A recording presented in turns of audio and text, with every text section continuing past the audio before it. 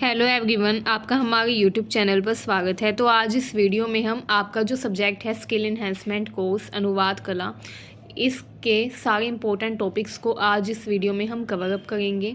तो अगर आपके पास भी सैक में अनुवाद कला सब्जेक्ट है तो वीडियो को कंप्लीट देखिएगा, क्योंकि ये वीडियो आप सभी के लिए एग्ज़ाम पर्सपेक्टिव से काफ़ी इंपॉर्टेंट होने वाली है।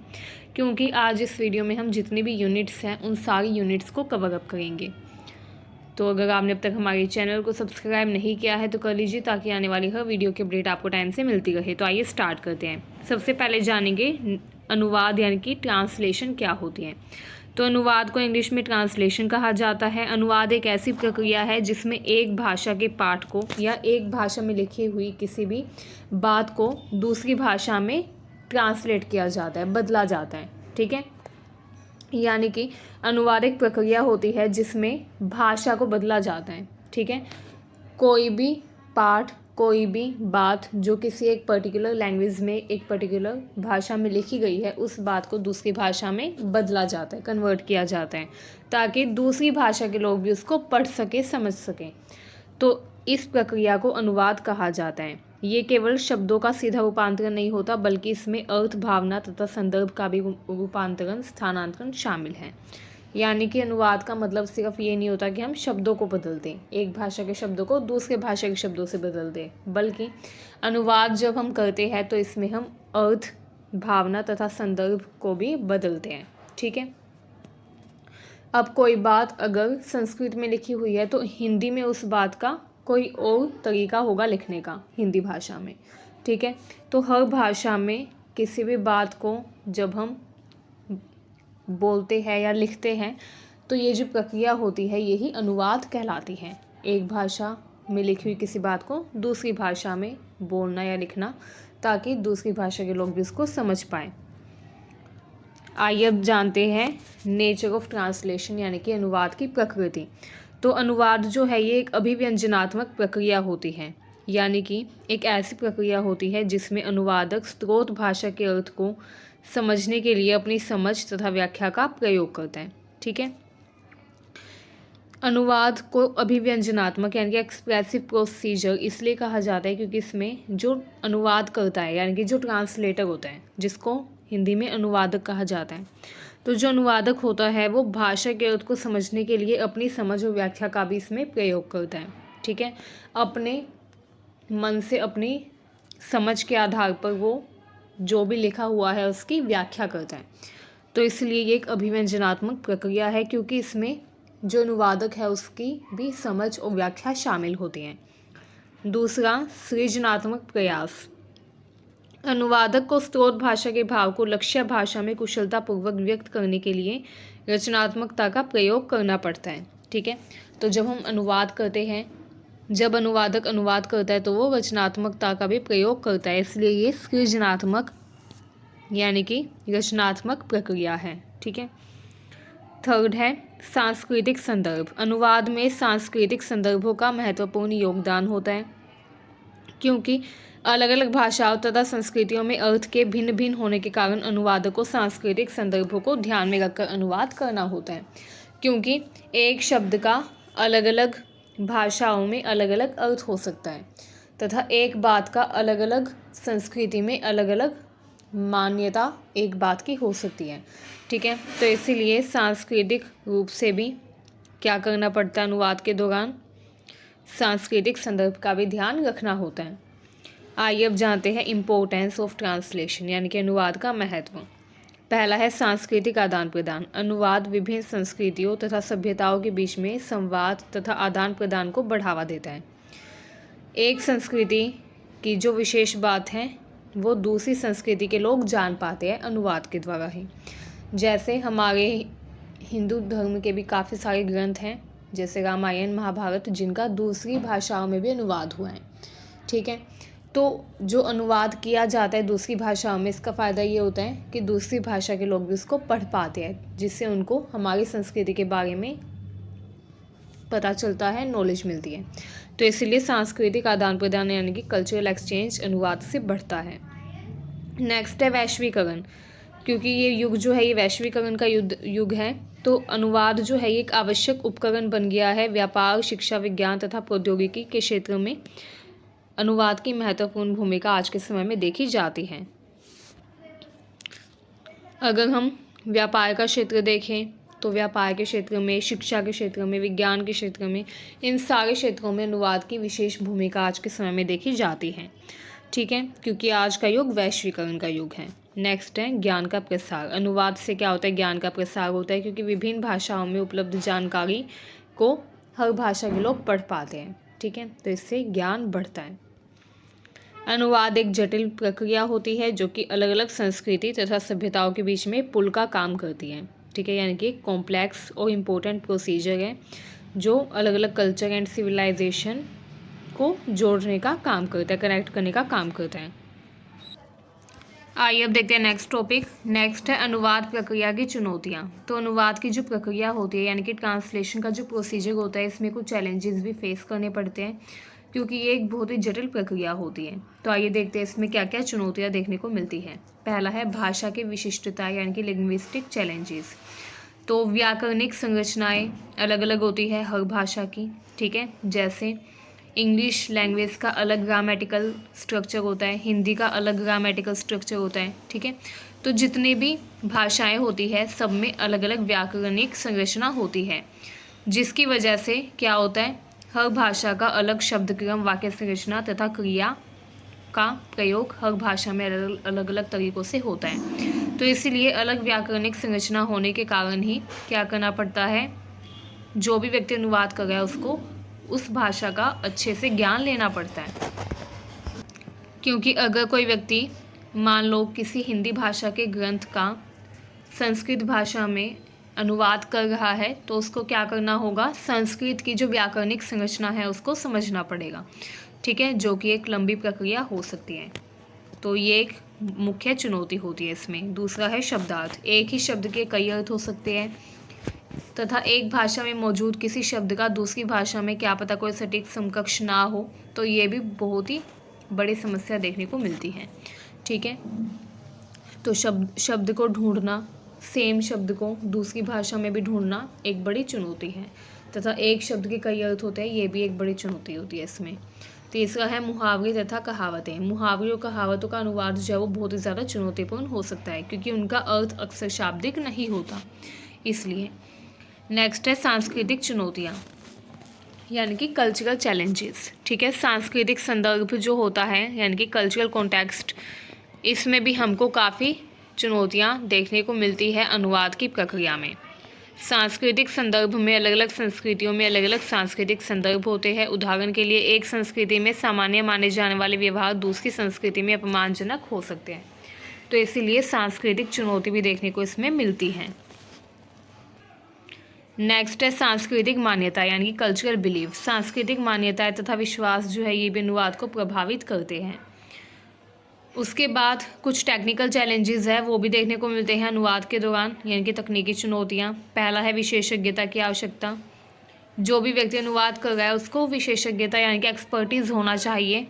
उसको ये पता होना चाहिए कि कैसे अनुवाद करना है, किस तरीके से अनुवाद करना है, किस चीज़ का प्रयोग करना है अनुवाद के लिए। तकनीकी, वैज्ञानिक तथा कानूनी ग्रंथों का अनुवाद करने के लिए विशेषज्ञता की आवश्यकता होती है। अगर कोई व्यक्ति तकनीकी ग्रंथ का या वैज्ञानिक ग्रंथ का या कानूनी ग्रंथ का अनुवाद करे, जैसे कॉन्स्टिट्यूशन का अगर कोई अनुवाद करे, संविधान का, तो भी उस व्यक्ति को एक्सपर्टीज़ होना चाहिए ताकि वो अच्छे से अनुवाद कर सके। तो ये एक बहुत बड़ी चुनौती होती है ऐसे व्यक्ति को ढूंढना जो कुशल हो अनुवाद करने के लिए। समय तथा बजट की सीमाएं। अनुवाद करने में ज़्यादा समय लगता है, लेकिन समय इतना ज़्यादा नहीं हो पाता किसी के भी पास अवेलेबल, तो इसीलिए समय की कमी होती है, ये एक बड़ी समस्या है। दूसरा है बजट सीमाएं। अनुवाद जब किया जाता है तो अच्छा अनुवाद करने के लिए बजट भी अच्छा होना चाहिए, क्योंकि बजट कॉन्स्ट्रेंट्स भी देखने को मिलते हैं। बजट कई बार अच्छा नहीं हो पाता, जिसकी वजह से अनुवादक अच्छे से अनुवाद नहीं कर पाता। ठीक है, नेक्स्ट है बजट सीमाएं, तो ये भी बहुत ज़्यादा इम्पोर्टेंट है।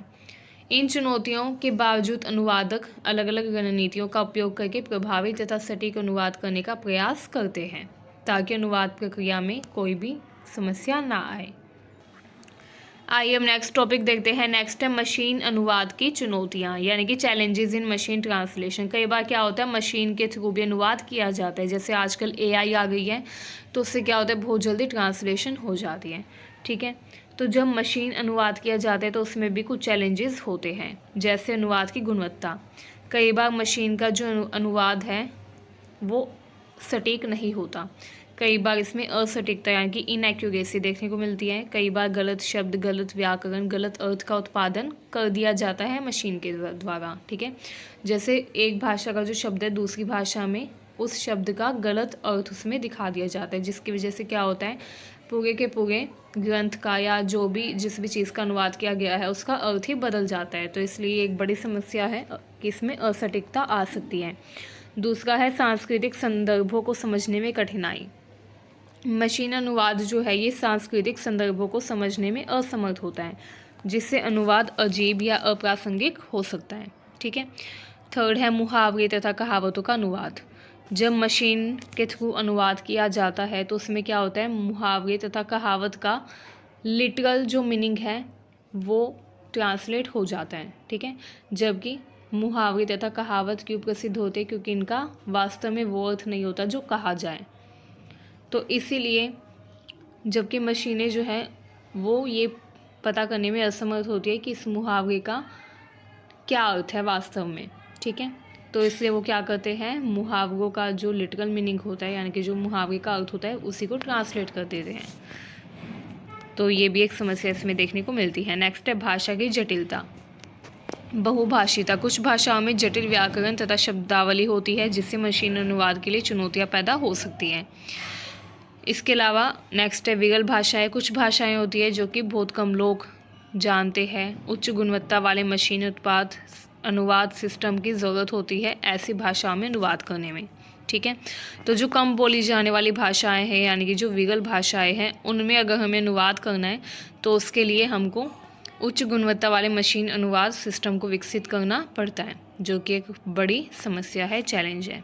ठीक है, नेक्स्ट है नैतिक तथा सामाजिक मुद्दे। मशीन अनुवाद सिस्टम में पक्षपात हो सकता है। ठीक है, यानी कि सांस्कृतिक तथा सामाजिक पूर्वाग्रहों को ये प्रतिबिंबित कर सकता है। गोपनीय चिंताएं। मशीन अनुवाद सिस्टम में उपयोगकर्ता जो है वो डेटा को कलेक्ट कर सकते हैं, जिससे प्राइवेसी कंसर्न बढ़ जाती है। ठीक है, तो ये भी कुछ मुख्य चुनौती है जो कि मशीन अनुवाद के समय देखने को मिलती है। आइए अब देखते हैं हमारा नेक्स्ट टॉपिक। तो नेक्स्ट टॉपिक है साहित्य का अनुवाद। साहित्य का अनुवाद यानी कि method and importance of translating literary works, poetry, short story and prose. साहित्य का अनुवाद जो है एक कलात्मक तथा चुनौतीपूर्ण कार्य होता है। इसमें केवल शब्दों का अनुवाद नहीं होता बल्कि लेखक की भावनाओं, शैली तथा संदेश को भी लक्ष्य भाषा में प्रभावी ढंग से व्यक्त करना होता है। ठीक है, आइए अब जानते हैं साहित्य के अनुवाद की विधि क्या होती है। तो साहित्य के अनुवाद की भी कई विधियां होती हैं, जैसे वाच्य अनुवाद। इस विधि में स्रोत भाषा के शब्दों का सीधा लक्ष्य भाषा में अनुवाद किया जाता है। हालांकि ये विधि जो है ये प्रभावी नहीं होती, क्योंकि सांस्कृतिक तथा भाषाई अंतरों के कारण अर्थ बदल सकते हैं। तो इसीलिए वाच्य अनुवाद यानी कि लिटरल ट्रांसलेशन जो है इसको ज़्यादा बेहतर नहीं माना जाता, क्योंकि अलग अलग भाषा, अलग अलग संस्कृति में अलग अलग अंतर हमें देखने को मिलते हैं। ठीक है, लेकिन वाच्य अनुवाद में क्या किया जाता है, सीधा डायरेक्ट दूसरी भाषा में अनुवाद कर दिया जाता है बिना अर्थ को समझे, इसलिए विधि प्रभावी नहीं मानी जाती। नेक्स्ट है मुक्त अनुवाद। इस विधि में अनुवादक जो है स्रोत भाषा के अर्थ को समझकर उसको लक्ष्य भाषा में अपनी शैली में व्यक्त करता है। इसमें रचनात्मकता का प्रयोग किया जाता है। ठीक है, क्योंकि इसमें वर्ड टू वर्ड अनुवाद नहीं किया जाता, वर्ड टू वर्ड ट्रांसलेशन नहीं की जाती, बल्कि इसमें पहले अनुवादक उसको पढ़ता है, उसके अर्थ को समझता है, फिर अपने अर्थ तथा अपनी समझ के अनुसार उसको फिर से लिखता है। ठीक है, तो इसको मुक्त अनुवाद यानी कि फ्री ट्रांसलेशन कहते हैं। अब हमारा नेक्स्ट टॉपिक है साहित्य के अनुवाद का महत्व। तो साहित्य का जो हम अनुवाद करते हैं इसका महत्व क्या है। साहित्य के अनुवाद करने का बहुत महत्व है, क्योंकि ये सांस्कृतिक आदान प्रदान को बढ़ावा देता है। ठीक है, यह लोगों को अन्य संस्कृतियों के साहित्य, विचारों तथा मूल्यों से परिचित करवाता है। लोगों को पता चलता है कि दूसरे साहित्य कैसे है जो कि दूसरी संस्कृति में प्रसिद्ध है। ठीक है, लोगों को दूसरी संस्कृति के साहित्य, विचारों तथा मूल्यों के बारे में जानने का मौका मिलता है। सेकंड है साहित्य का प्रसार। साहित्य का जब हम अनुवाद करते हैं तो साहित्यिक कृतियों का प्रसार होता है, अधिक से अधिक लोगों तक वो साहित्यिक रचनाएं पहुंचती है तथा वो लोग भी एक भाषा में लिखे गए साहित्य का आनंद ले पाते हैं। नेक्स्ट है भाषा का विकास। जब साहित्य का अनुवाद किया जाता है तो इससे भाषा का विकास भी होता है। इससे नई शब्दावली तथा अभिव्यक्ति के तरीकों को विकसित करने में भी मदद मिलती है। ठीक है, हालांकि साहित्य का अनुवाद एक चुनौतीपूर्ण लेकिन महत्वपूर्ण कार्य है, लेकिन यह विभिन्न संस्कृतियों के बीच में संवाद तथा समझ को बढ़ावा देता है। साहित्यिक रचनाओं को एक व्यापक दर्शकों तक पहुंचने में मदद भी करता है। ठीक है, तो लिटरेचर की जो ट्रांसलेशन की जाती है बहुत ज़्यादा इंपॉर्टेंट होता है, हालांकि चैलेंजिंग है लेकिन बहुत इंपॉर्टेंट भी होता है। आइए अब हमारा नेक्स्ट टॉपिक देखते हैं। नेक्स्ट टॉपिक है translation of news, advertisement and notice. तो जो न्यूज़, एडवर्टीजमेंट एंड नोटिस की ट्रांसलेशन यानी कि अनुवाद किया जाता है उसमें भी काफ़ी चुनौतियाँ देखने को मिलती हैं। सबसे पहले देखते हैं समाचार। कई बार आपने देखा होगा समाचार जो है उसका भी अनुवाद देखने को मिलता है। एक राज्य में अलग अलग भाषा के समाचार पत्र देखने को मिलते हैं। ठीक है, क्योंकि एक राज्य में अलग अलग भाषा के लोग भी कह सकते हैं। अब अगर आप गुजरात में चले जाएंगे तो आपको वहाँ पर गुजराती भाषा वाला समाचार पत्र देखने को मिलेगा। तो हर क्षेत्र में भाषा के अनुसार समाचार पत्रों की छपाई की जाती है तथा समाचार का अनुवाद किया जाता है।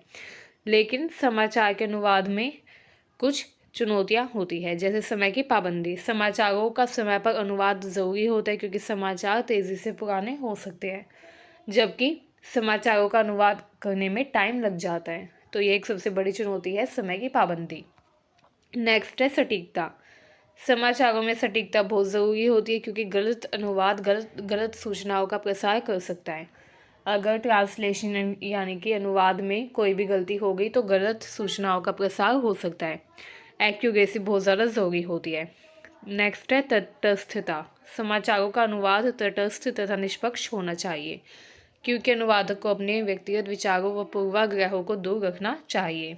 इसीलिए समाचारों का अनुवाद इस तरीके से किया जाना चाहिए कि उसमें कोई भी बायसनेस यानी कि पक्षपात ना हो।